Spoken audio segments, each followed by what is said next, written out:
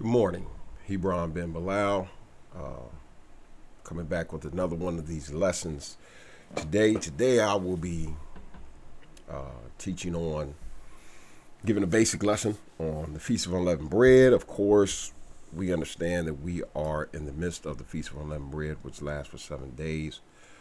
But before I get into that lesson, what I do want to do is, first and foremost, thank everyone who went on to the Remnant Facebook page and accepted a friend request or sent a friend request. Also, who liked the material, who even viewed the material. I appreciate all the views, the requests, the accepting of the request. Also, for those who went on to the YouTube page of the Remnant and also subscribed. I appreciate it. I thank you.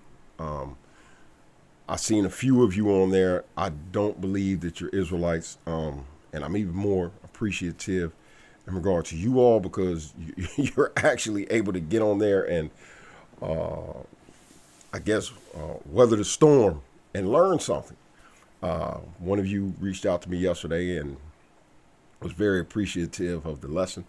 You said it was very informative and that you would like to repost it with my permission. And of course, you can always repost these things, man. And I appreciate the repost. And we're not here to be influencers, YouTube influencers or anything of that nature. Just here to teach the rudimentary basics, once again, of the culture of the Israelites. Because once again, I believe it's very important that those who are seeking out to learn about the culture, who have now come into a state of awakeness in regard to the heredity and culture, not to a religious, I guess, following, but in regard to their culture and are trying to figure out exactly how to live. What do they do? What do they don't do? What do they practice? What do they celebrate?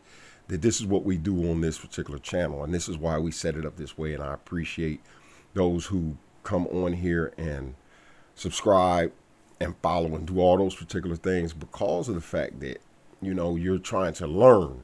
You're not here trying to debate, argue. And once again, the comments that you might leave in the comment section, man, keep it peaceful, keep it clean, because we're not here basically for debate. We're not going to debate. That's not what we do here. We're just here to give the rudimentary basics. Now, anything else outside of that, you can get other places. Now, if you do like this content, once again, go to our Facebook page, the Remnant of the House of Israel Facebook page, as well as the YouTube channel.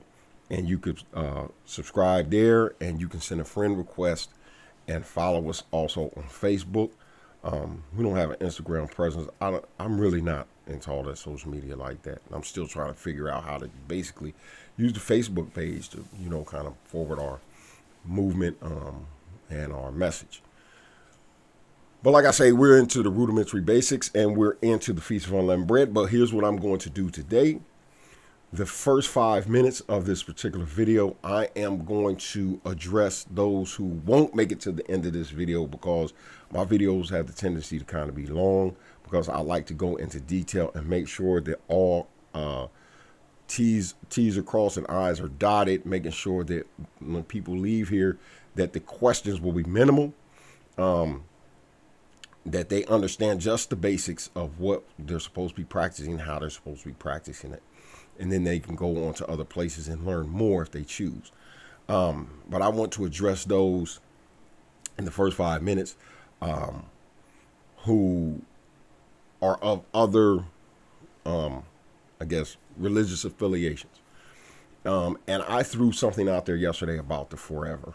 And when my wife watched the video, she found it to be a bit humorous, anecdotal, and funny.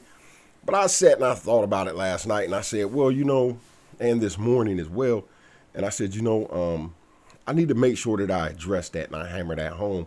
And a lot of you won't make it to the end of this video. And generally, I try to put that type of content at the end. But what I'm going to do on this video is I'm going to put it in the beginning. So without further ado, for those of you who because I thought about the whole forever thing once again this morning. And I said, well, it's kind of imperative that you do go over that and make sure that not only do individuals who are just now coming into the knowledge of the truth understand that these things are forever, but also show those who are, I guess, discrediting scripturally what the book says, and just kind of show them in places where they can go to and see further evidence that these are forever, that they don't change. So I want to address that with the first 5 minutes, and then I want to get into the Feast of Unleavened Bread and address the Feast of Unleavened Bread, get into that, do a basic breakdown, but also teach those who are trying to learn how to keep it or are interested in why we keep it, how to do it and why we do it. So the first place I want to jump into with the forevers, I made my little copious notes here. Got my juice. The first place that I would like to go with the forevers is going to be Exodus chapter 12. And this is really going to be speaking about Feast of Unleavened Bread and Passover once again. So we will start at Exodus chapter 12. We're going to start at chapter 13. No, I had chapter 14 through 17. So I wanted to just read this and then go forward with the whole forever particular scenario and continue to verify, because a lot of you will discredit the forever by saying, oh, well, now I know the argument. I gave you the argument yesterday that forever in this particular instance only meant for a certain generation, or it didn't mean perpetually, because there's several different definitions of forever in the Hebraic language, and I find that to be strange, where it's convenient for you. You can look up the word forever in the Hebrew language, and it means olam, and then you could take it, and where you're getting it is out of the Strong Concordance, basically, pretty much, or you're Googling it, and you're looking it up, and it says eternity, or it says for a preset period or a certain amount of time. And you're taking the second because it fits your argument. It's convenient, it fits your argument. So you're using that particular one and saying, oh, nah, see, it means that in this particular instance, it means this. So what I'm going to do is discredit that argument this morning, and then once again get into the Feast of Unleavened Bread. So let's start by reading Exodus chapter 12, verse 14. And it says, and this day shall be unto you for a memorial, and you shall keep it a feast to the Lord throughout your generations. You shall keep it a feast by an ordinance forever. So first, let's understand that this is Passover that he's talking about. So you should keep this one forever. That's that forever that I'm talking about. Now let's go down, and it says, and 7 days shall you eat unleavened bread. This is where he gets into the Feast of Unleavened Bread. Even the first day you should put away leaven out of your houses, for whoever eateth leavened bread from the first day unto the seventh day, that soul shall be cut off from Israel. And in the first day there shall be a holy convocation, and in the seventh day there should be a holy convocation, which means a Sabbath. To you, no manner of work shall be done in them, except that which man must eat, that only may you do. And I'll get back to that for those who are trying to learn how to observe the Feast of Unleavened Bread. We'll get back to that in a second, and make sure that you put a pin in verse 16, because that's very important for you to understand exactly the difference between the two Sabbaths. So I'll explain that with verse 16. So first, once again, let's go to 17 before we jump into this. And you shall observe the Feast of Unleavened Bread, for in this selfsame day have I brought your armies out of the land of Egypt. Therefore shall you observe this day in your generations an ordinance forever. Now, for those who are trying to figure out why we keep it, that's why we keep the Feast of Unleavened Bread, because this is the particular day where Yahweh actually brought them out of Egypt. Now, remember, Passover represents the death of the firstborn, the going over of the houses that had the blood on the doorpost, and not a firstborn was killed in any of those homes, because it showed their allegiance to Yahweh and their faith and belief in what he said. So he went over those homes because of the blood on the doorpost. and ultimately smote all the firstborns that did not show that faith by putting that blood on the doorpost or believing what he said in regard to what he would do. And that is why we keep Passover, to remember that. But we keep Feast of Unleavened Bread to remember the Exodus aspect of it, the bringing out aspect of it, the liberation part. Salvation occurred the first evening. Liberation occurred the second day, which will be the 15th. And when we get back to, we will get right back to that. But I once again want to address the forever crowd, because of the fact that once again you're able to just kind of poo-poo away the forever word, and you're able to do that real easily once again by looking up what your pastor said, or looking up some footnotes, or looking up this, or looking up that, or Googling the word, or looking in the Strong Concordance.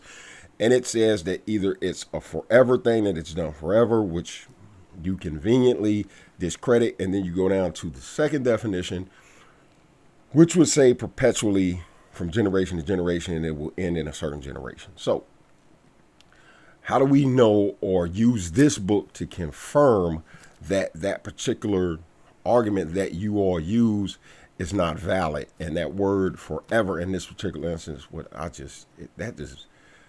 that's weird to me. It's just a thing of convenience though, but I digress.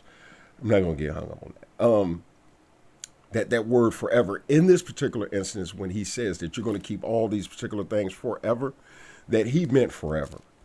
So the first thing that I wanted to do was go to a couple of different passages. Let's go to Numbers. Once again, I got my little copious notes, so y'all see me kind of cheating this morning, because I'm really focused on getting this done and then cooking this steak and cheese egg Feast of Unleavened Bread breakfast for my family. But I wanted to do this first before the sun came up. We get all that glare and stuff, because I haven't set my thing up down here. But I digress on that point. So let's go to Numbers chapter 23 first, verse 19. And let's establish what Yahweh says about himself, or what's said about Yahweh. So it says, Yahweh or God is not a man that he should lie, neither the son of man that he should repent. Hath he spoken it, and it shall not do it? Or hath he spoken it, and he shall not make good? So this is the first instance where we see that he's explaining to you, look, he's not a liar. He's not a liar, or it's been spoken of him that he's not a liar, and that he makes good in regard to the promises that he makes. Or if he says it, that's what it is. It doesn't change. He's not a liar. It doesn't change. Let's go to Malachi, which is one of Christians' favorite spots to go. Malachi Chapter 3. And I would just shoot it off the top of my head, but I want to read it to you verbatim. This way you can go back and look at it on your own. And you should be taking notes with this. Take notes and write them down, and, go back and look at it. And, if you have any questions, go ask your pastor. Surely he'll find some type of way to talk circles around it. But Malachi chapter 3, verse 6. For I am the Lord. I change not. Therefore, you sons of Jacob are not consumed. And we will get back to this particular passage in a future. Next Sabbath, we're going to do actually a teaching on tithing. And this particular passage is important, so kind of put a pin in that as well, so you can remember this for next time. So what we're doing is structuring or framing our argument to show that first and foremost, Yahweh doesn't lie. He doesn't change his mind. So when he says something, that's what it is. You can etch it in stone. You can use pen. Don't use pencil, because he's not going to keep erasing it and say, well, we're going to change this. I don't like this. I don't like that. So we're going to go to Titus for you new for individuals who love the New Testament. And please forgive my dog. She's I'm surprised she's not down here. She'll probably make her way down here this morning. Titus Chapter 1, verse 2, in hopes of eternal life, which God that cannot lie promised. So he can't lie. So just to kind of establish that he can't lie, there's no changing his mind. He's not a man that he's going to repent about what he said and say, hey, I kind of changed my mind on So these particular prophecies that I'm about to read to you, he didn't go back and say, well, I changed that. Those prophecies are no longer valid. They have changed. Because if he can do that, where does it stop? And what I mean by where does it stop? Where does it stop where other people can pick up this book, such as the Islamists, and say, hey, all of this has changed. Even though most of this stuff is valid, it's changed and now it's circumvented into the Quran. Also, the NOI, Nation of Islam, does the same thing. They take the Bible and they take the Circle 7 Quran and they validate it by saying that, no, you misinterpreted it. You misunderstood. This doesn't mean this. He didn't mean to do this. He meant to do this. And so where does it stop? What makes Christianity the end all be all authority if there is not, roadblocks in the way? What stops this evolution? Because if that's the case, those of you who shout and fuss about, say, for instance, homosexuality in the church, you don't have the right to kick up dust, because who are you to say that God didn't change his mind in regard to that? Because one point he says forever in this particular instance. And you read in the New Testament where homosexuality is supposed to be an abomination, not supposed to be practiced, and most of you preach this. But how do you know he didn't change his mind? Because he surely didn't say there that it was forever. So if you are able to continue to remove certain things and say, no, he didn't mean that there, how can you, reasonably, I guess, damn, or, I'm not sure the word I'm looking for here, or discredit? How can you discredit anyone else's belief? The Mormons, for instance. How can you say they're wrong and that the whole new Bible wasn't given to them? How can you say that, once again, these homosexual churches that are saying, no, y'all misinterpreted it, you know what I'm saying? This is this. How can you discredit them? Because God might have showed up to them, because in accordance to you, God showed up to, these great European fathers, church fathers that you all have, and he changed things. But I digress. I just want to make that point. Now, let's make the point in regards to the forever case, because this is very important, because you can see futuristically that things haven't changed. And the first place we're going to go is Ezekiel.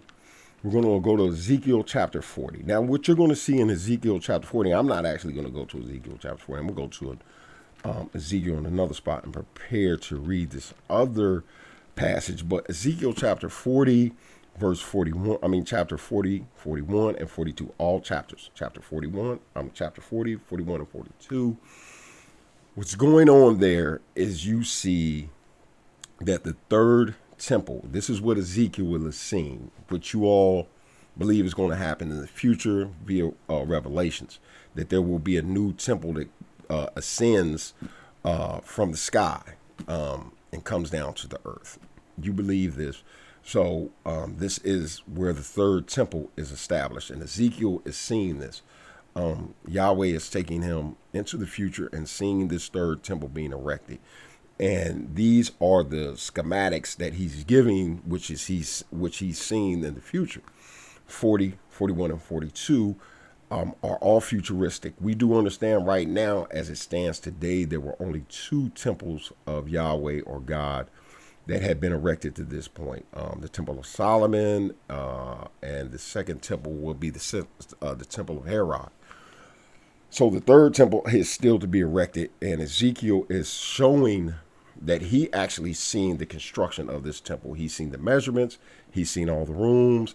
Yahweh took him through it just to take a glance at it and to guarantee that there will be a temple in the future. So with that being understood, understanding that this is what Ezekiel was speaking of all through the 40s, chapter 41, 40, 41, and 42, we jump over to chapter 45. And in Ezekiel chapter 45, it goes on to show us and tell us, after the construction of this third temple, what would occur. So this is all in the future. This is not happening now. This hasn't already happened. If you need clarity on that, Google it. Go ask your pastor. what Ezekiel chapter 40, 41, and 42 is referencing. It's referencing the establishment of the third temple, the one that they talk about in Revelations. If you need more clarity, go to Revelations, because that's kind of what you all lean on a little bit more. But if we go to 45, we see after the establishment of the temple that this prince shows up. This prince guy shows up. And we're not talking about the singer. This prince shows up, and it keeps showing this prince doing all type of things in this particular instance. Now, once again, if you need verification or clarity in regard to who this prince is, Google it. Look, go ask your pastor, your bishop, whoever, your elder, whoever is your mentor, whoever teaches you scripturally, whatever. And this prince in this particular instance is said to be the returning Messiah. That is supposed to be Christ. Jesus, as most of you know him as. This is supposed to be Jesus returning in regard to after the third temple has been established. Now, let's see what Jesus does when he returns. And I'm going to show you two different instances in futuristic prophecies what this one that you all said was crucified, buried, resurrected, ascended, and is going to return, what he is supposed to do when he returns. And he's supposed, one of the signs of his return is the resurrection or the construction of the third temple. This is one of the signs. And it's debated whether it will be already constructed and erected before his return, or is there a need to erect it and construct it and then he will return. That's a point of debate amongst Israelites as well. We kind of debate that a little bit, but that's neither here nor there. Let's get back to the topic. So I wanted to just read this to you really quick. And I'm not going to read the entire 45, but I'm going to read a segment that tells what this prince in this book. I'm reading the same one. Understand that Hebrews had the same one that y'all have, the King James, because this is actually technically a Hebrew Bible. We can get in that in a future discussion. And it says, "Thus saith the Lord, in the 4th month, in the first day of the month, you shall take a young bullock without blemish and cleanse the sanctuary." So the cleansing or the purification process of the new erected temple is happening by the Levitical priesthood, who are the only ones who are allowed to do that. So number two, this kind of should put some people who believe that, okay, the sacrificial aspect of the Torah has been done away with, because you're seeing that once the third temple is being erected, that these sacrifices are still being made. And that's one of those things that I kind of take exception with, but that's not part of the argument right now. And I just really don't debate that, because we will see in the end times, and if you get in here and kind of read, it kind of just self-explanatory, that when the third temple is erected, there will be sacrifice. The whole sacrificial system is just not in play, because there is no temple, and that there is actually no priesthood that we know of. We don't know exactly who they are right now, whereas a lot of brothers claim that they do. I'm not sure. I don't get into that. But 19 says, "And the priest shall take of the blood of the sin offering and put it upon the post of the house, and upon the 4 corners of the settle of the altar, and upon the post of the gate in the inner court.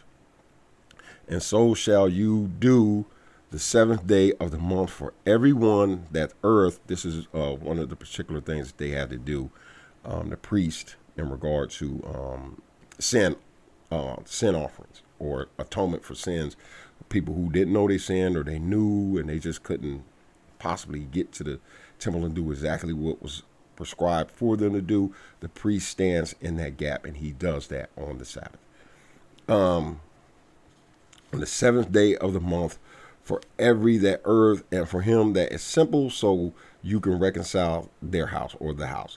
In the 1st month, in the 7th day of the month, you shall have the Passover, a feast of 7 days. Unleavened bread shall be eaten. So, first and foremost, this is when the temple is re-erected. This is not, and I've I've had this conversation with people before, and I've actually had an individual tell me, "Oh no, see, this is a spiritual Passover that they're having. This is spiritual." I said, "So they're spiritually sacrificing goats, bulls, spiritually sacrificing lamb. They're doing this spiritually, where this particular case, I mean, literally, I've had a person where I said, okay, you can do away with the forever aspect, but what about this? What's going on at the third temple erection when this third temple is erected? What's happening here? Because you keep telling me you don't have to do it, but first and foremost, I believe the forever aspect, but as I continue to read, I see in the future when the third temple is erected that this continues on. So, in the first month of the 14th day of the month, you shall have the Passover, a feast of 7 days. Unleavened bread shall be eaten. So we're eating, I guess, this metaphoric unleavened bread, because he said for 7 days you got to eat this. So for 7 days we're just eating this metaphoric unleavened bread. And upon that day shall the prince, this is the one I was explaining to you, the prince, prepare for himself and for all the people of the land a bullock for a sin offering. Now, here's what's important about this prince. And you can go ask your pastor, your preacher, your female pastor, whoever, who this prince is. And they're going to tell you that this is supposed to be the Messiah who returns at this particular point in the third thing. But he is supposed to be the high priest. He returns and he is the high priest. He is the one that steps in and he becomes the high priest forever. There's no changing of the guards such as there was in our history. He becomes the high priest forever. This is why it's explaining that he is the one who will make all these particular sacrifices and all this type of stuff. So he is the one that will actually do it because he is our high priest, and that's explained to us in the new text. If you believe that, but at the end of the day, this prince is supposed to be Jesus, who y'all call Jesus the Christ. This is him returning, and he's making all of these particular things. And in 7 days, a feast shall prepare a burnt offering to the Lord, 7 bullocks, 7 rams without blemish daily, the 7 days, and a kid of goats daily for a sin offering. And I apologize because up at top I said that was the one that they were making the sin offering for the people who had erred and so on and so forth. But that's actually the one up top is actually the one where it was the purification of the sanctuary and purification process to keep it pure. This is the one here where the actual sacrifice was made for individuals who were unknowing or willingly did it just to keep them covered. So I want to skip down because you see that he's making all the sacrifice. You see that this priest who's supposed to be the Messiah is doing all of this. So let's skip down to 25. In the 7th month, in the 15th day of the month, shall he do like into the feast of 7 days, according to the sin offering, and according to the burnt offering, and according to the meat offering, and according to the oil. So here's what's fascinating. This prince, who you guys call Christ, is doing all of this, keeping these commandments, doing the sacrificial laws, keeping the Passover. And I'm going to show you where he keeps new moon, and he keeps the Sabbath, the 7th day Sabbath, not the Christian Sabbath, not the first of the week Sabbath. He doesn't do any of that. That he actually comes back and he's doing these particular things. So this is what I find fascinating. I've asked this question before, and I know I've run longer than 5 minutes, but what I find fascinating is that you all do away with this because there's a person standing in front of you who only reads you just blocks of passages, and you throw everything else out and say, yeah, it's forever. It's done away with, and we got woo wop woo. But I'm reading to you that when your Christ returns, that all these things that I told you earlier were forever, that he actually, when he comes, he's going to be doing. So let me get this right. Now I got to process it. I got to go through my processing stage. So he did away with them for you guys. So y'all could do Easter, eat ham, Christmas, all this stuff that y'all made up to serve him with. But he comes and he does everything contrary, because this is him. Just please go back and ask your pastor, Google it, whatever you choose to do, whatever Christian denomination, whatever you're under, go back and ask your pastor, who is this guy? And when he tells you, oh, that's the prince. The prince is, yeah, this is when the Messiah. So don't tell him while you're asking. Say, who is this? And when he tells you, and you say, well, man, he's coming back and he's doing all these things. Why aren't we doing this when he comes back? He's returned.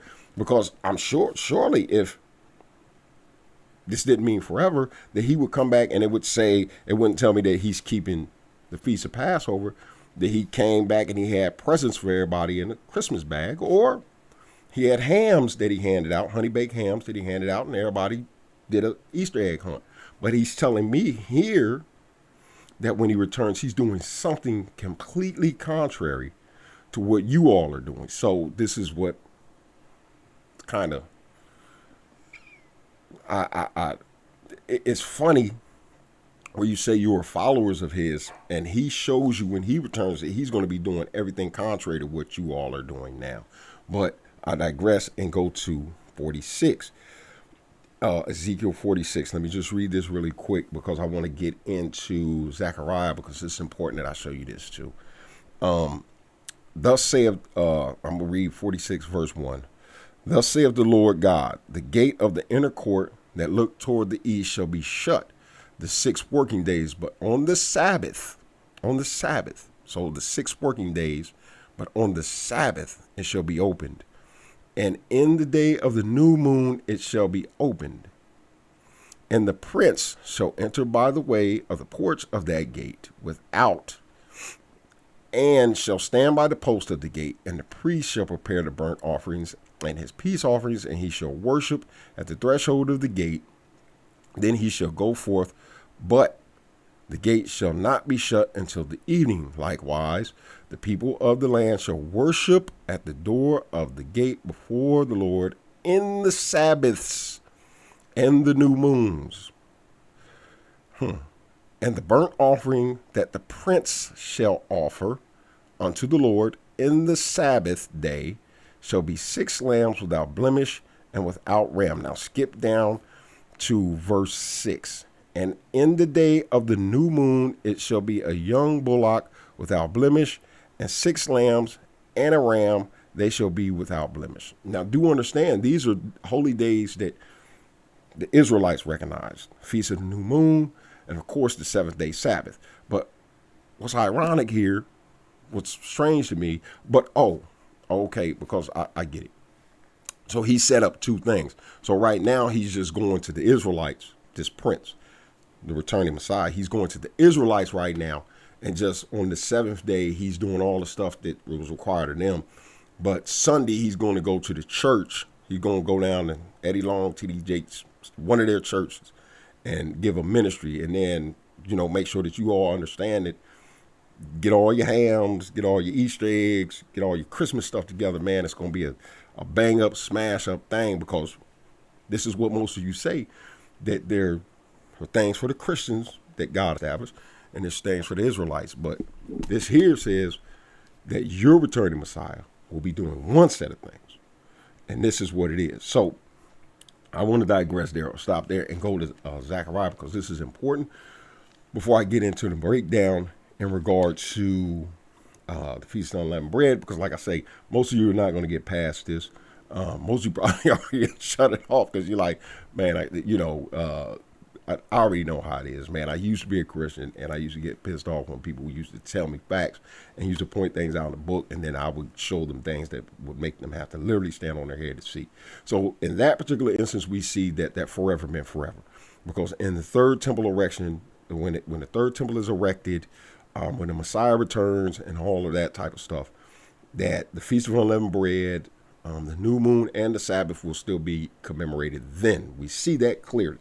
Like I said, I've had somebody say that that's a metaphoric one, that actually doesn't happen. It's metaphoric. Okay. Good luck with eating that metaphoric matzah. Zechariah chapter 12. We're going to start at verse 10. So once again, this is one of those things that you might want to go and ask your pastor, because a lot of you really don't know, because you kind of focus just on the New Testament because they kind of keep you isolated there until it's a necessity, and then they'll take you to the Old just to kind of convey something that they're trying to tell you, and then they'll push you back to the New to kind of try to keep you, feeling good about yourself. But Zechariah chapter 12, and once again, you're going to need, to go to your elder, your teacher, whoever, to get understanding who this person is, because you might not know. Zechariah chapter 12, verse 10. Now tell me who this is. Now remember, this Zechariah prophecy is about futuristic things. This stuff hasn't happened yet. It's in the future that these things are going to occur. So let's deal with the Zechariah chapter 10 first, and tell me who this is that they're getting ready to behold and see. And I will pour upon the house of David and upon the inhabitants of Jerusalem the spirit of grace and of supplications. And they shall look upon me whom they have pierced, and they shall mourn for him as one to mourn his only son, and shall be in the bitterness for him as one that is the bitterness of the firstborn. Okay, so your Christian lore teaches that Jesus was sacrificed. He was hung on the cross, hands pierced, feet pierced, crown put on his head of thorns, so on and so forth. So this is supposed to be your returning Messiah. Don't believe me? Once again, Google it, look up in your concordance, look in your footnotes, whatever the case may be. Go ask your pastor, your pastor's sister, your pastor's nephew. I don't care who you ask.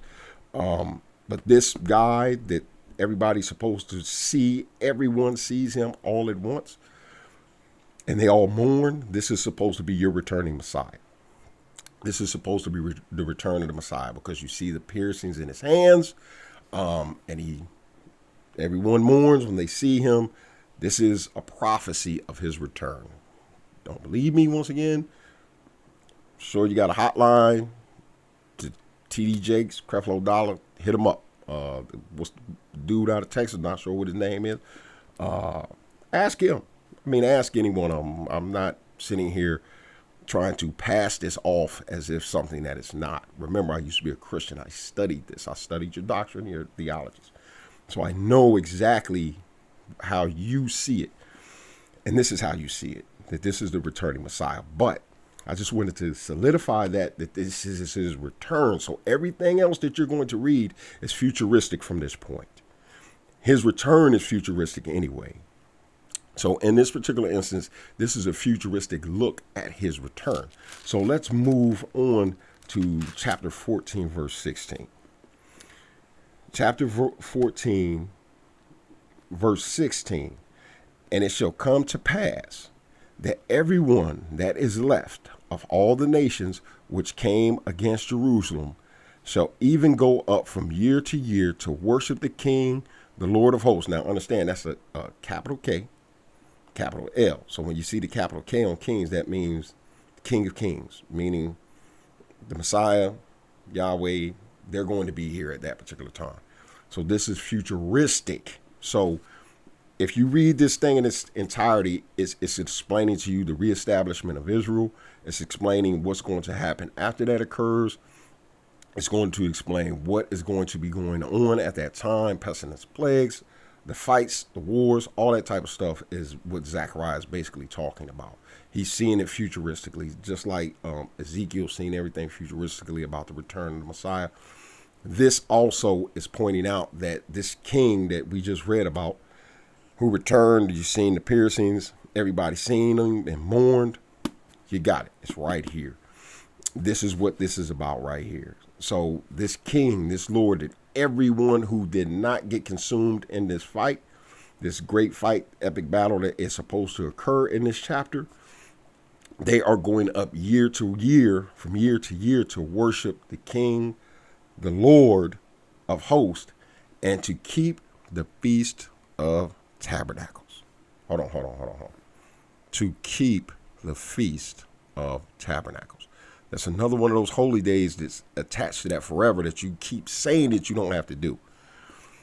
Once again, I've had somebody tell me, no, that's not a literal keeping of the Feast of Tabernacles. This is a metaphoric keeping of the Feast of Tabernacles.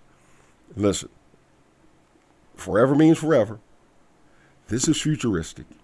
These particular instances, they're pointing out that when this Messiah, when this Prince returns, that everything that he was doing before he left, he's going to be doing again.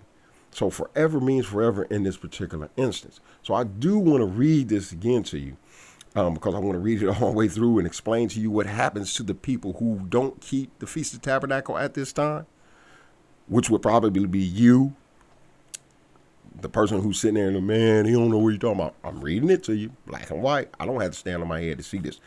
And it shall come to pass that everyone that is left of the nations which came against Jerusalem every year should go up from year to year to worship the King, the Lord of hosts, and to keep the Feast of Tabernacles. And it shall be that whosoever will not come up of all the families of the earth unto Jerusalem to worship the King, the Lord of hosts, even upon them shall be no rain. And if the family of Egypt go not up and come not, that have no rain, there shall be the plague wherewith the Lord shall smite the heathen that comes not up to keep the Feast of Tabernacles. This is not metaphoric, man. This is futuristic. And he's telling you, look, if you don't come up even after all this occurs, you're still going to be punished for not keeping the Feast of Tabernacles. It says it right there. I mean, it's plain as day. So once again, what I encourage you to do is I encourage you to go ask your pastor. Just show him all the passages that I showed you. Even if you're just to the point where you really, really believe that forever didn't mean forever. If that doesn't convey to you and convince you, but a lot of times it doesn't because our level of cognitive dissonance is so high that it's hard to kind of break down that particular barrier. Most of the times we don't want to hear it. Most of the times we are so invested in what it is that we're following. It's such a high level of dissonance that has built up.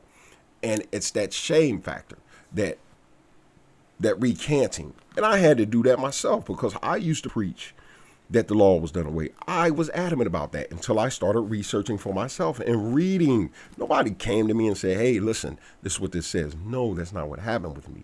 What occurred with me was that I sat down and I started reading this and I was like, hold up, why does this say forever here, but we're not doing it?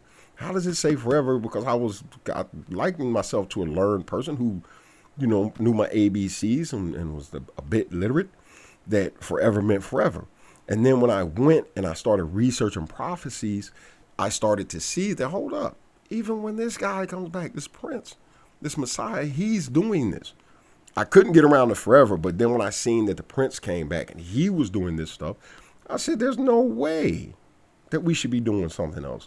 I couldn't find anything else in there to do.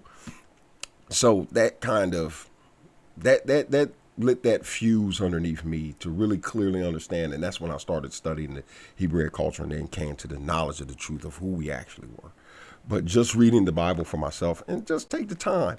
For those of you who won't make it through the rest of this video because I'm getting ready to get on the Feast of Unleavened Bread, take the time to read it today. Read it. It's an interesting book. Stop being told what to look at and read the entire book.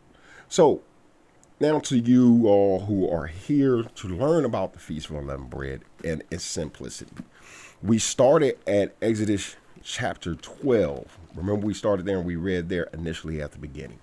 So it's important to understand, and we're going to go ahead and recap yesterday and understand and remember that with Passover, it was simply understanding or knowing why you're doing what you're doing. Excuse me 1 second.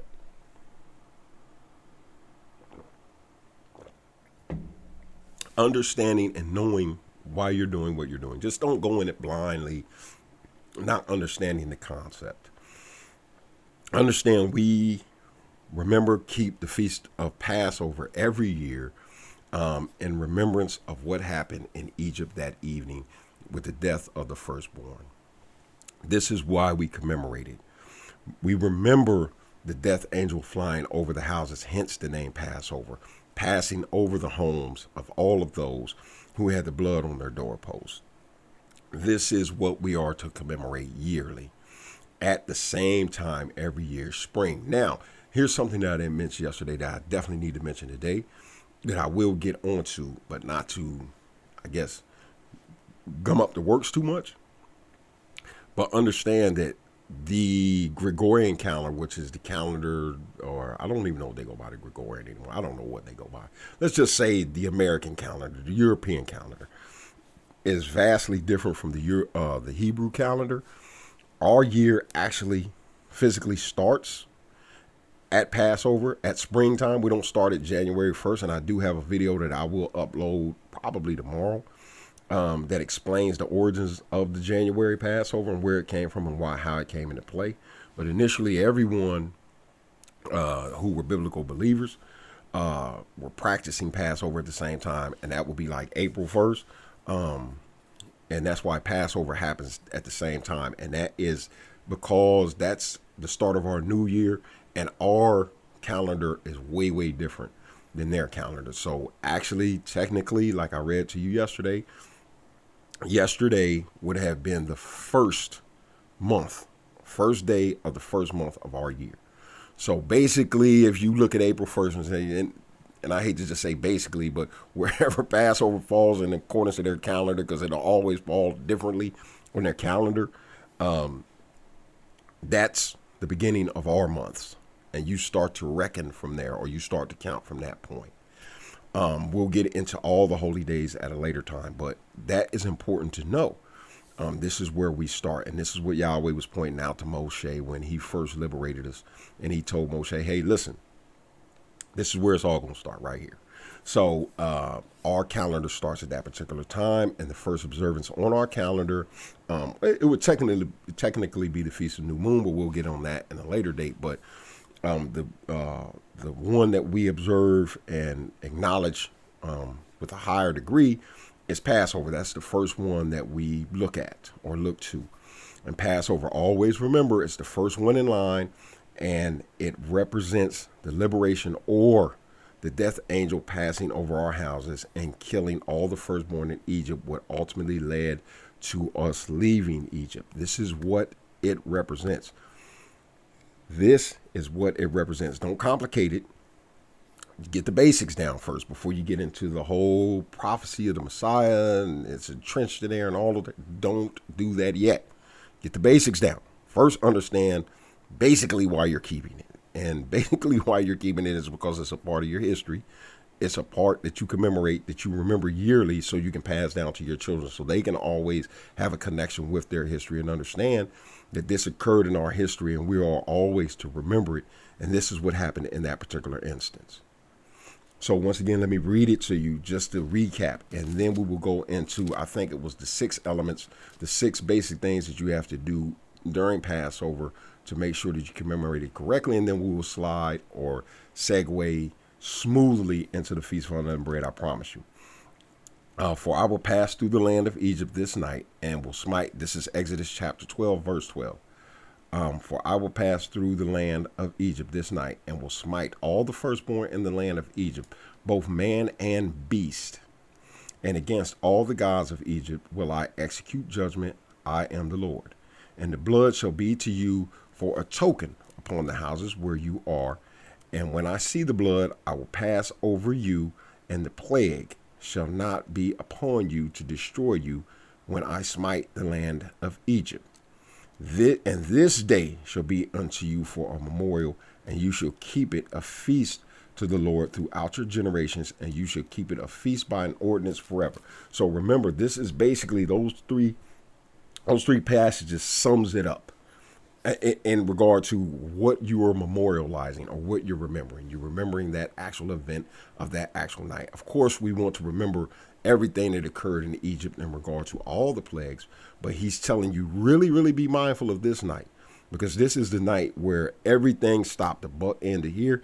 This is where your liberation started. This is where I destroyed all the firstborns, and this is what actually got you behind up out of there. So this is how I actually freed you. Memorialize this evening after I execute judgment on these people. Memorialize this evening. Remember it always through your generations forever. Continue to pass it down generation to generation. Now let's get into the 6 elements. Remember, it's important. He gave you a day, the 14th day. That's important. He gave you a time. He said to do it in the evening. That's important. Important, he told you how to do it inside. Stay inside. Then he gave you the basic elements in what you had to consume during that time period. Matzah, what you see on there. You have matzah, you have bitter herbs, and you had lamb. But remember, the lamb aspect has been removed. A lot of brothers and sisters feel this way. Some brothers feeling different about that. That's neither here nor there. But the lamb was a part initially of the Passover commemoration and celebration. So those were the three elements that you had to have in order to have had Passover appropriately. And also remember, there is no strangers, no unbelievers. You cannot have your Christian deacon buddy come to the house who doesn't believe any of this because y'all grew up together and it's your partner and you want him to understand. No. Videotape him and send it to him. But he is not allowed to partake in this. These are the most important aspects of it. And this is how you actually have Passover. The time, the place you do it, the time of day that you do it, the actual time on the calendar, the actual time of day, the places you do it inside, and what you consume and who you consume it with. Those are the most important parts of Passover. There's a lot of extra traditional added on aspects of it that different communities hold near and dear to them. We don't poo-poo them. We don't, kick them in the rump and say, oh, no. As long as those particular aspects are fulfilled and kept and done, and you'll see like huge communities coming together, having huge Passovers. But watch where they do it. They do it inside. They do the consumption of the meal inside, because this is one of the qualifications to actually be doing Passover correctly. It's not hard. Don't complicate it. Don't get frustrated trying to do it, bumping and falling all over yourself. Wait until you have the basics down. This is my advisement to you, after about the third or fourth Passover, then move into the different elements that are set up and erected. Kiddush, the Afikomen. There's a lot of stuff that goes along with it that traditionally we've started and attached to it to make it more of a memorable, fun, thing, interactive type thing. So always remember that. Oh, also the retelling. That's important, that you have to tell this to your sons and your daughters about exactly for why you're doing this. So let's transition directly into the from the Passover into the Feast of Unleavened Bread, because I explained to you that they're almost like one and the same. So let's read exactly why I say that and why we keep the Feast of Unleavened Bread, which you should be doing today. Or for those who commemorate it at different times when you do it and your community does it. And this day shall be unto you a memorial, and you should, excuse me. I'm going down to 15. So Exodus chapter 12, verse 15. 7 days shall you eat unleavened bread. Even the first day you should put away leaven out of your house. For whosoever eateth unleavened bread from the first day until the seventh day, that soul shall be cut off from Israel. And in the first day, there should be a holy convocation. So the first day, so right after Passover, last night, right, yesterday, it would occur Friday evening, and we'll get into the whole Hebrew day, night thing at a later date. Don't want to confuse you. Just listen and say, okay, this is how we're supposed to do it. I'll get all the other intel later. Just learn the basics first. So Friday night is when you would have actually did the Passover. So all of Saturday would have actually been Passover. So Sunday, which would have been Saturday evening, you would have ushered in the Feast of Unleavened Bread. So it would have been a whole separate day. So the 14th, you would have done Passover for that entire day. 15th, you would have done the Feast of Unleavened Bread, and I'll get into how I can I can just show you how that this is a certainty, that I know this for a fact, that it's scriptural. So the first day, so today would actually be a Sabbath. Now, here's what's important for you to understand. There's two different Sabbaths. There's what is known as a high Sabbath, and there is a regular 7-day Sabbath. There's a high Sabbath. What a high Sabbath is, it is a commemoration or a Sabbath that lands on any day of the week, such as today. This is a Sabbath. This would be a high Sabbath because it's not on the actual Sabbath day, which is the seventh day of the week. So with the commemoration of Feast of Unleavened Bread happening, Yahweh said that the first day to you will be a Sabbath. That you will know, you won't do anything. It'll be just like that first Sabbath that you have, that you do no work, no civil work. You don't do anything. You rest. You let your animals rest. You don't do anything. You cease from your pleasure. Now, here's the difference that you'll always understand between a high Sabbath and a regular 7-day Sabbath. On a regular 7-day Sabbath, you're not allowed to cook at all. You're not allowed to cook. You're not allowed to do any civil work. You are to actually just rest. Now, there are exceptions to this rule, but overall, and we'll get into that later, but overall, it is what it is. He said, no civil work shall be done, but on a high Sabbath. And remember, I told you to stick a pin in verse 16. So remember, verse 16 is explaining that, look, this is a Sabbath. You are to rest. But he goes on to say, in the first day, there should be a holy convocation. So at the beginning of the Feast of Unleavened Bread, you shall have a Sabbath. And in the seventh day, that'll be the last day of the Sabbath, Feast of Unleavened Bread, which will come around, if I'm not mistaken, it'll be next Sunday. Next Sunday or next Saturday. One of the two. I can't really, I have to look at my calendar.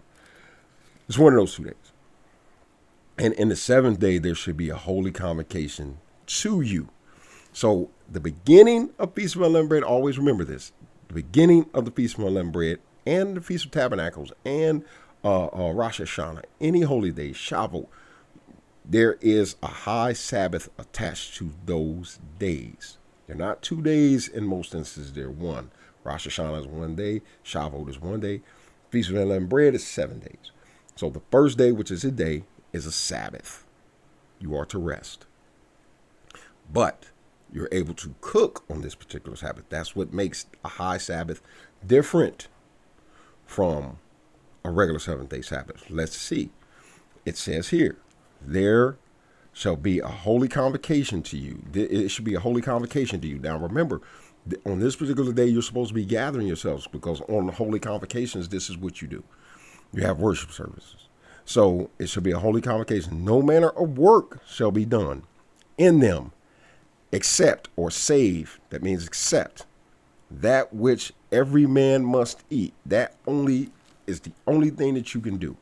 So here's the difference between a high Sabbath. This is how you know the difference. A high Sabbath is one that you can cook on. A regular Sabbath, you can't do any of that.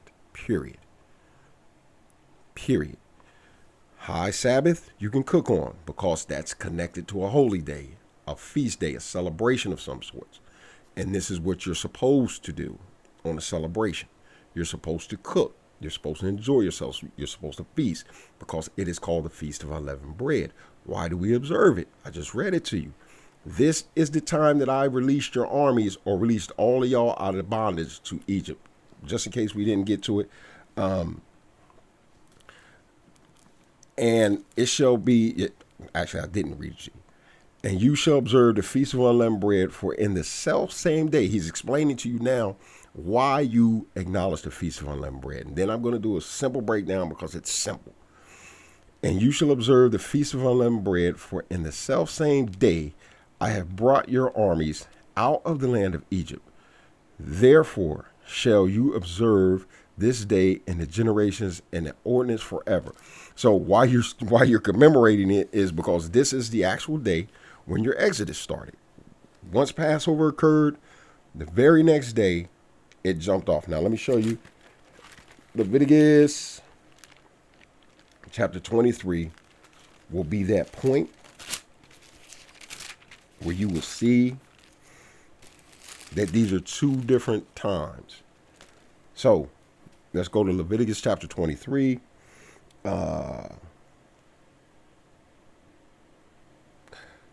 Let's start at Leviticus chapter 3, verse 5 and 6. it says, in the 14th day of the same month, or the first month of the year, is the Lord's Passover. On the 14th day is the Lord's Passover.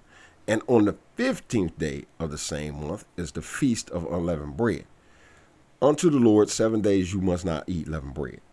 So he's showing you the clear separation. These are two different commemorations. So the Passover would have happened one day because this is the remembrance, and you're to do it at night to actually resemble the actual Passover that occurred, the first Passover.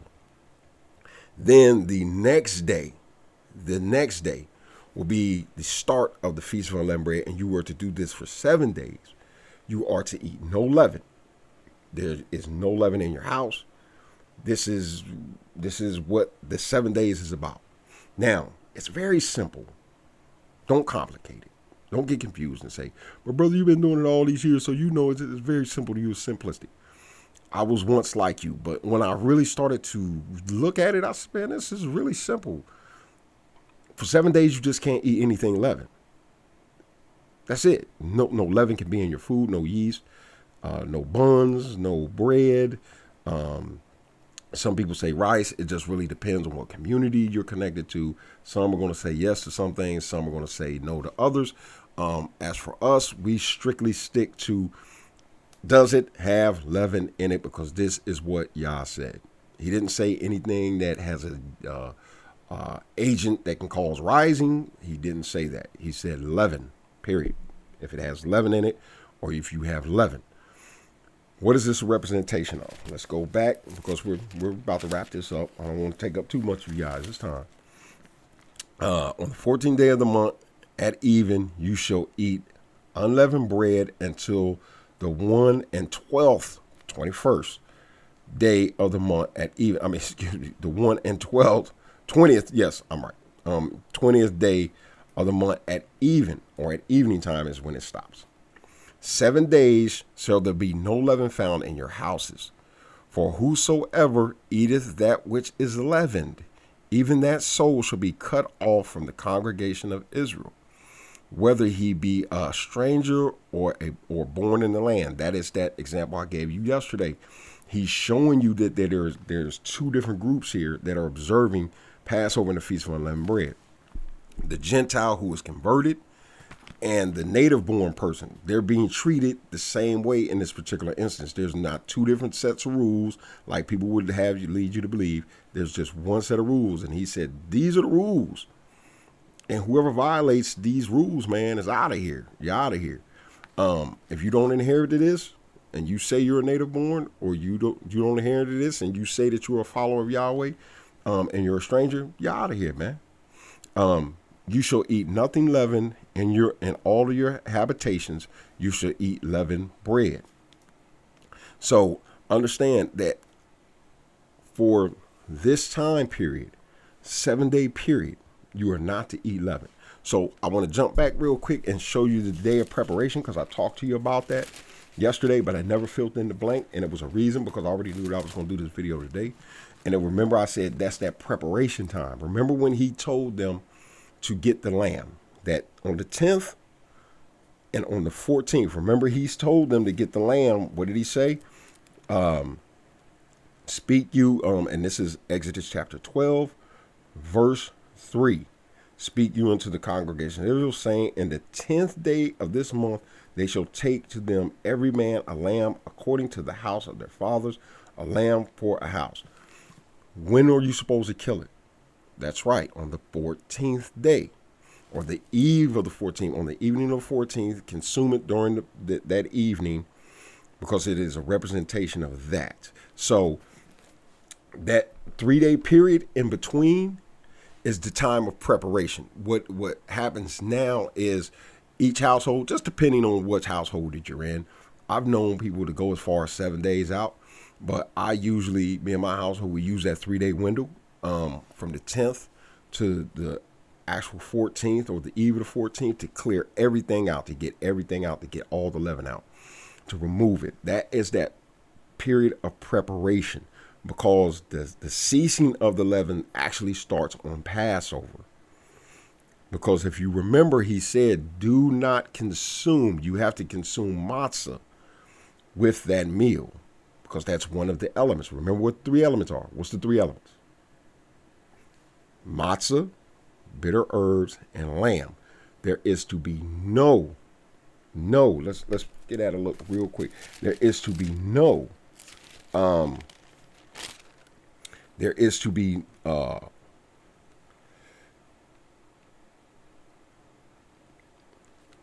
no leaven in there. Let's read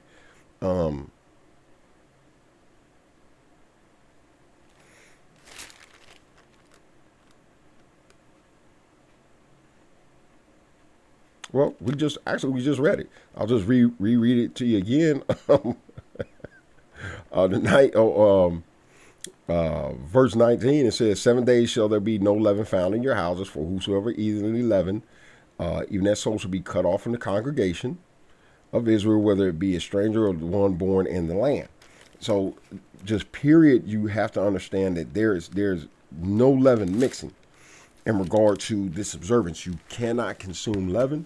And it's pretty simplistic. Now, you do have videos that if you're interested for preparation of next year, there's videos where you can go on and you can actually, and I'll probably put a video up sometime in the future where you can find out exactly what has leaven in it and what doesn't have leaven in it. You can actually find those particular things out. But remember, these are 2 different separations. So for that 7-day period, the first day, which would be today, you have a high Sabbath, which you can cook. You can enjoy yourself. You can cook. You can do all those things. You just can't go to work. You can't do those basic things. You have to cook, enjoy yourself. It's a feast day. This feast day is for 7 days, which memorializes or keeps in your remembrance the liberation or the actual Exodus part, because Yah said that you left so quick you didn't even have time for your dough to rise. And this is one of the reasons why you eat matzah on that particular day. It goes a bit deeper, but once again, I want to keep you in tune with just the basic concepts of why you keep this day. Because remember, learn the basics first. Because I've sat with people and had conversations with people about just the rudimentary basics, even though they know all the other stuff. And I asked them about the rudimentary basics, like what day is it on? I mean, simple stuff. What day is it on? When are we supposed to keep it? Where do we keep it? And they don't know these things, but they know the loftier things. Because my saying is everybody wants to be a theologian. Everybody wants to be a scholar. So everybody will skip over the basics just to get to the meatier, weightier stuff that has no foundation. You sound smart, but when you're challenged with the basics, you make up all kind of stuff. And this is really where that Jeroboam syndrome sets in. And it takes root because you don't want to recant or change what it is that you have said previously, knowing that it was wrong. So let's recap and let's end this video because I ran long, and most of my videos are going to be long. For those of you who are going to be watching, they're going to be long because I'm going to go into detail, even though it's going to be simplistic, because I'm trying to educate you. I'm trying to teach you. So I want to make sure that all I's are dotted and all T's are crossed. So remember what Passover represents. Remember that it is done on a certain day. It's not hard. It's not something that you have to shy away from, be afraid of keeping or trying to observe. It's not. It's very simple. It's very simplistic. It starts on the 14th. It's done on the eve of the 13th. You do it inside. You do it at the evening. Don't do it at 12 o'clock in the afternoon. You do it at the evening. You do it in the evening. You do it inside. You can't do it at the park with Rhonda and them. You can't eat it with non-believers. There's certain elements you have to eat with it. All those things are hand in hand, and it's done one evening. The next day, you go into the Feast of Unleavened Bread, and it's held for 7 days.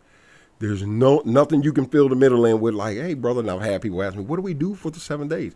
There's nothing really specified in there, except for at the beginning, you have a holy convocation. At the end, you have a holy convocation, meaning you gather yourselves and you have a feast. In the middle, there's nothing really prescribed outside of not eating leaven, not having leaven in your homes. So that 3-day period of preparation, people use that period between the 10th and the 14th. They use that to clean their homes of any leaven, anything that shouldn't be in there for that week period. You cannot consume it. You can't have it in your home. These are no-nos. So it's important that if you do desire or you're trying to keep these things, that you get on YouTube and you find some videos, man, that people are instructing you what to have in your house, what not to have in your house. Just get the basics down first. Learn how to clean your house of all leaven. Figure out what you're going to cook, since you can't use yeast. Figure out when the day starts. What is the 7th day cutoff that you ended? Learn the difference between a high Sabbath and a regular Sabbath. Figure out what you're going to cook for Passover. Just figure out the basics first. Once again, it's important to get the basics down, and then everything else, as you grow in the knowledge of this, everything else will come. So I think I've taken up enough of your time. I enjoyed doing this video this morning. If you have any questions, please sit in it, put it in the comments below. If you haven't already, man, go to the YouTube page, The Remnant of the House of Israel. Subscribe, hit the bell for notifications so you'll be notified whenever I upload another video. I will be coming this week with some videos in regard to pagan days. I did a long time ago. I'm just going to repost them. And I do have to cover a couple more pagan days. And I'm also going to be coming in the future with a rundown of all the holy days in regard to the ones that have been added on going through time, Israelite history. And the ones that you most definitely have to keep versus the ones that you don't have to keep if you choose not to. But either way, you're fine. If you do keep all the ones that have been added, you're fine. If you don't keep the ones that have been added, you're fine. So once again, man, if you haven't already, go to the Facebook page, send a friend request. We'll get you on. Continue to follow us, and I will continue to try to upload more interesting lessons such as these and give you more content and ways to learn. Thank you for your time. Love you all, and shalom, and have a great week of Feast of Unleavened Bread, and continue to follow His statutes and commandments.